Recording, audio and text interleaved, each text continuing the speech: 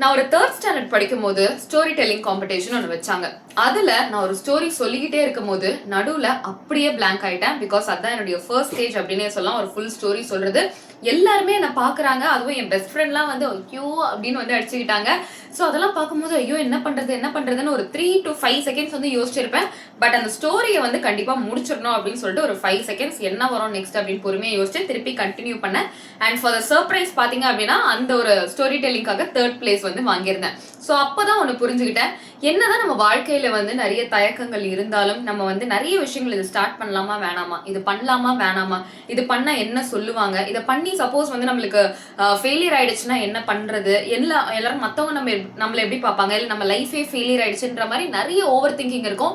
Over திங்கிங்கை தாண்டி தயக்கம் அப்படின்ற ஒரு விஷயம் வந்து நம்மள ஸ்டாப் பண்ணிக்கிட்டே இருக்கும்.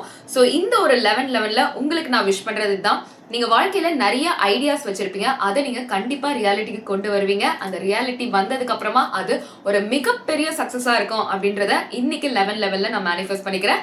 நாளைக்கு வேற ஒரு சீரிஸோட பார்ப்போம்.